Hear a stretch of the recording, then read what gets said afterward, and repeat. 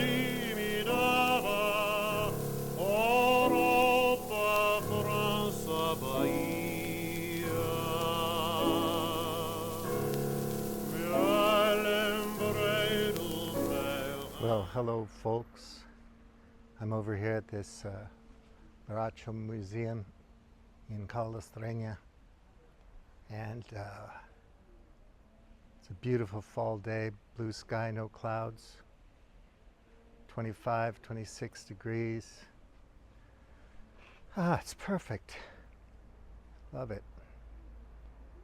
So I was at a friend's gallery called Ghost Birds, and another friend of mine has a bunch of artwork there at the moment, and a big group of people is over there having a look. So I headed out, and I was thinking about some of the politics over here at the moment. Chega is a populist right-wing political party that's gaining traction in Portugal, and the leader is Ventura. He's a very interesting character with an interesting background. He has a law degree, he was a teacher, he was a sports commentator for football. I think most politicians are opportunists, so I don't know what he really believes, but I'm sure he's opportunistically taking advantage of some of the anger and frustration that Portuguese people feel now because of housing, because of jobs, pay, making ends meet. It's the same everywhere, right? Basically, the problem is the whole economic philosophy that's running the world, neoliberalism or whatever you want to call it. But the scapegoat is always immigrants or something like that. Too much foreign investment, too many immigrants, something, and it's easier to think of things that way, so it's easier to scapegoat these groups, and it doesn't really matter if the data or support the argument that this group or that group are taking your jobs or your apartments or whatever, or handouts. It's just the emotional salience of it that attracts people and gets people excited and focused. You know, it's so much easier to blame some group. I don't know the total details behind it, but it's a pretty standard cycle in politics, and it seems like it's cycling back that way. So some people are talking about going back to the Christian nationalist Catholic Salazar days and cracking down and shaping people up. I don't think it'll work, because I don't think people have the spirit for the black shirt, brown shirt thing these days. But maybe they do. Maybe they need that. Pestilence, disease, pandemics, war, you know, we cycle back to this all the time. It just seems like right now the careerist status competition is all geared towards world war. They just want to gear up for war, and it's so high tech, it's unbelievable. If somebody pulled the plug, none of these machines would work. It's complex global supply chains of minerals, rare earths, and all kinds of things. To build all this stuff, you have to have satellites and networks. It's so complicated. To go out and kill each other now, you know, the Chinese new equipment is so high tech, and you know, it would just be this grinding high tech war of attrition that would just go on for decades, as opposed to World War II, that, you know, it takes 20 years to ramp up to it, and then in 5 years it burns itself out.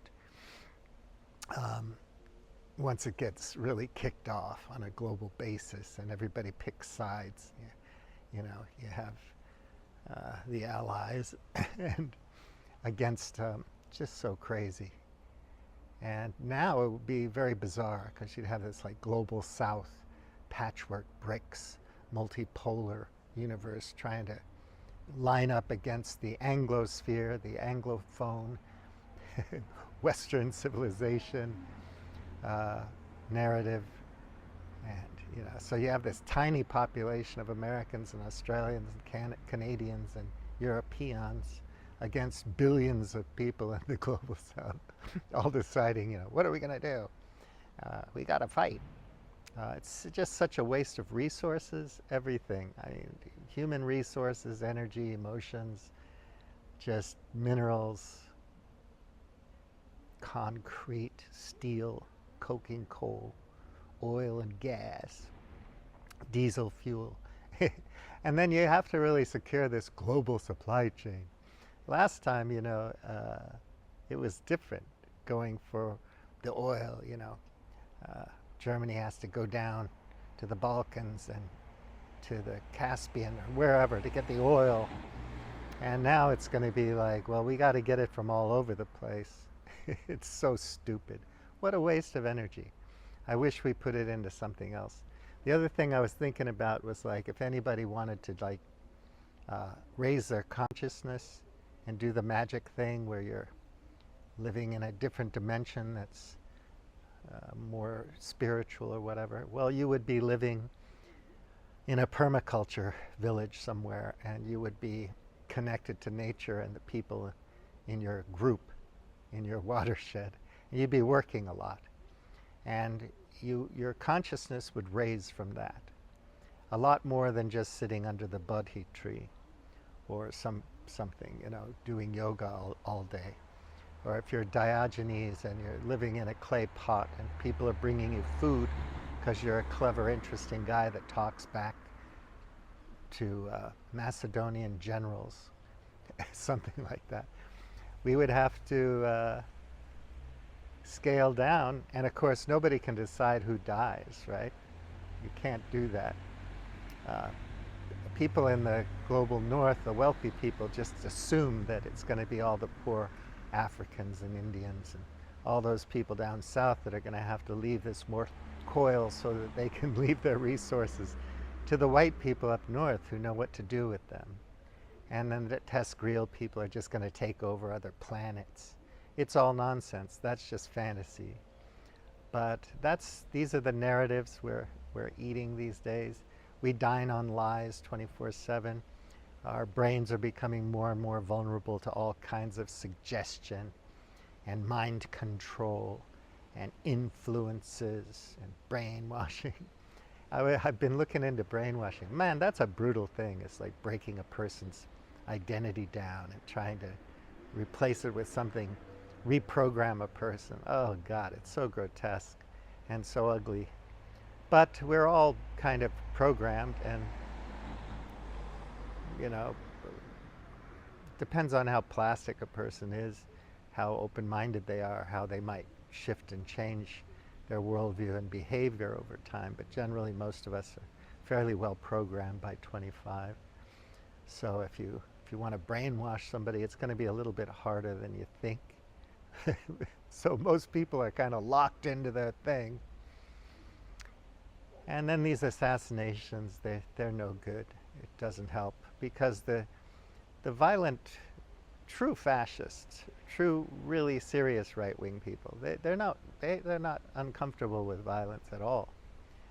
And so, not to say that radical whatever people aren't. Human history is just nothing but violence. You throw a dart at a historical timeline. There's just so much violence. That's what we do when we get organized on a big scale and we start to abrogate or to surrender our identity to things bigger than ourselves.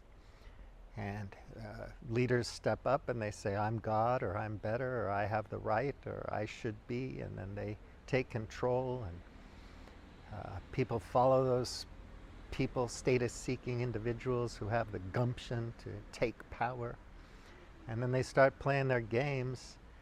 It's rough. I mean, all the big shots, these days they're luckier because they can have their entourage and their yachts and their healthcare people and their masseur and sail around, and they're pretty safe. In the olden days, they had more skin in the game, and You have these kings, Harold or whatever, having to go out and fight and getting shot in the eye with an arrow or getting his head chopped off or something. And these days, our politicians, our leaders don't really have to do that. Every once in a while, randomly, somebody gets hurt, which is terrible, but in general, the masses aren't rising up. There's no revolution in sight. It's going to be this stochastic violence until it gets organized by some big clique, and they're going to decide that they're going to have to get everybody else sorted out because we're out of control. And then if you're not Catholic, you're in trouble, or if you're not Muslim, you're in trouble, if you're not whatever.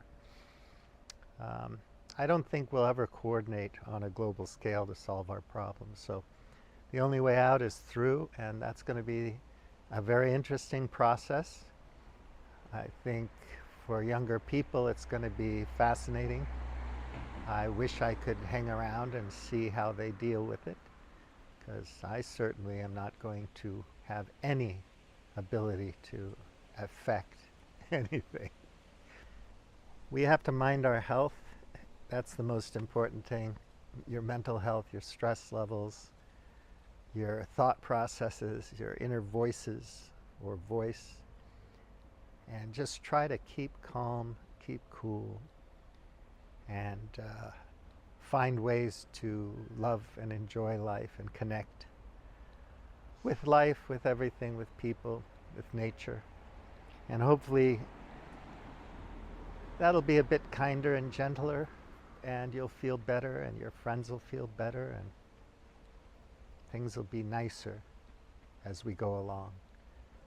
I see those people in Utah running away after that shot was fired, and it's horrific. I feel sorry for the children who had to witness that. I didn't like that individual at all. I thought his logic was piss poor. And I didn't like what he stood for. I didn't like the way he debated. Yeah, he's not my cup of tea, not my kind of person, but I'm sure that personally and in person, if I had met him, I wouldn't have thought that he was a bad guy or anything like that. Just would have thought, well, I definitely am not like you. I don't argue like you. I don't think like you. I don't advocate for the things you advocate for. I'm different, but even if he thought I was a nutcase for whatever reason, wanted to label me, even though I don't label myself, I wouldn't have minded it, and I'm sure Charlie would have been very nice, but je suis not Charlie. Je suis not Charlie. So I don't feel much solidarity with the flavors of right that I'm seeing these days, but that doesn't mean I don't have conservative thinking in some ways, but I wouldn't label it conservative. I would label it commonsensical, like a nice affinity for reality, even if that means that my particular idea of utopia isn't very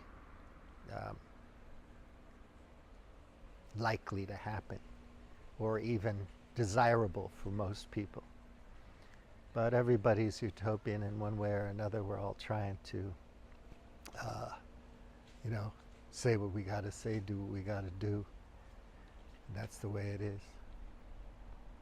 So you let it go. And you just have to hope that it doesn't spin out of control. I think people here are going to remain kind and decent, but you never know. And there's nowhere you can hide. There's nowhere you can go to be safe, unless you're filthy rich or trust fund baby or whatever, and you can have multiple homes and yachts and bug outs and shelters. Good luck. Have fun. All of us are just going to have to deal with life as it comes along, and hopefully we have the spirit and the patience and the desire to struggle through and find ways to make that interesting and positive. Okay, so I'm going to head out. Take good care. Have a nice weekend. Buliamti. Out.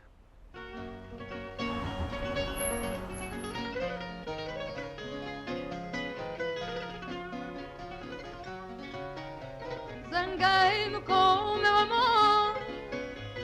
Não via em todo dia, ai, zanguei-me com o meu amor. Não via em todo dia, à noite cantem melhor o fado de amoraria. À noite cantei melhor